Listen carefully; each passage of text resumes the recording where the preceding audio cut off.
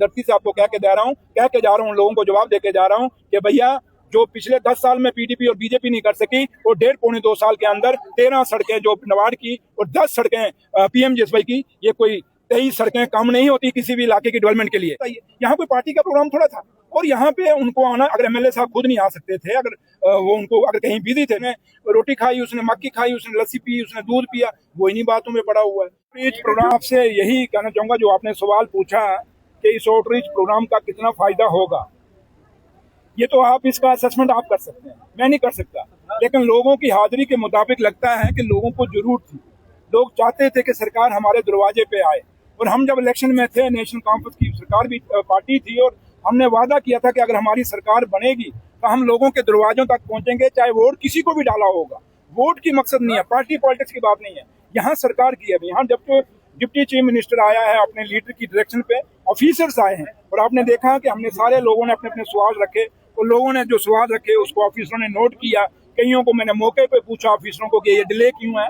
तो लिहाजा मुझे लगता है कि एक तो हमने मेरे प्राइवेट सेक्रेटरी और ओएसडी ने नोट किया है, कुछ मैंने ऑफिसरों का कहा है कि मुझे इसका पूरे इस आउटरीच प्रोग्राम का जो ये पब्लिक दरबार था, इसकी पूरी रिपोर्ट मुझे कॉपी कर देंगे, लिख देंगे। और कुछ मैंने नोट किया है, इस पर जरूर असर होगा, जरूर इस पे काम होगा, और जितना भी हमसे हो सकेगा हम करने की कोशिश करेंगे। मजालता में जैसे आपने देखा, हमने 13 नाबार्ड की सड़कें दी हैं, 10 हमने पीएमजीएसवाई की सड़कें दी हैं 2.25 साल में।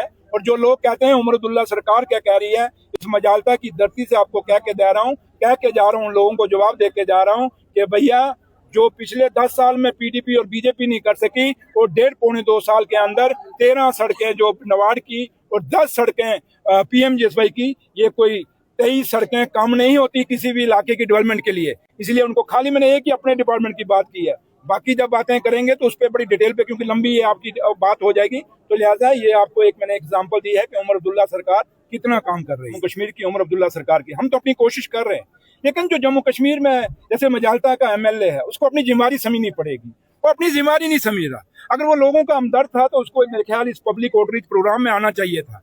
ये लोगों को मैंने कोई कार्ड थोड़े छाप के भेजा है, सामने खाली एक इंफॉर्मेशन गई कि भैया आज डिप्टी चीफ मिनिस्टर आ रहा है और डिस्ट्रिक्ट के ऑफिसरान आ रहे हैं, आप अपने मसले बताइए। यहाँ कोई पार्टी का प्रोग्राम थोड़ा था, और यहाँ पे उनको आना, अगर एमएलए साहब खुद नहीं आ सकते थे, अगर वो उनको अगर कहीं बिजी थे, कुछ चीजें जो सरकार के हाथ में, हम समझते हैं कि एमएलए के हाथ में सब कुछ नहीं है, लेकिन जो कम से कम सरकार के हाथ में थी वो हमसे बात कर। मैंने देखा सड़कों की क्या हालत है, मजालते में गड्ढे के गड्ढे पड़े हुए हैं, एमएलए साहब इन पे बात नहीं करता। और रोज बस उसने ये कर लिया, उसने खा लिया, उसने रोटी खाई, उसने मक्की खाई, उसने लस्सी पी, उसने दूध पिया, वो इन्हीं बातों में पड़ा हुआ है। भाई तू मुद्दों पे बात कर, ये सड़कें अगर नहीं है, आज 1.5 साल हो गए, एक बार भी मजालते का एमएलए साहब मेरे पास नहीं आया, मुझे नहीं आके कहा कि डिप्टी सीएम साहब आइए मेरे इलाके में, आप इंचार्ज पीडब्ल्यूडी मिनिस्टर, कभी नहीं आए।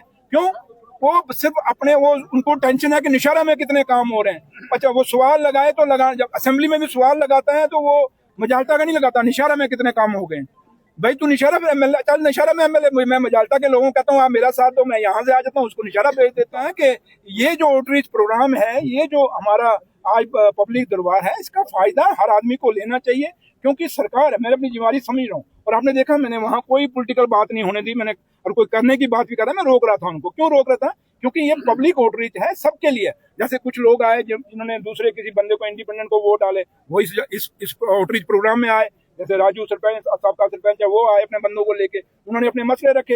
एक मेरी बहन है, उसका कोई पता नहीं कौन सी पार्टी, लेकिन उसने अपने मसले रखे।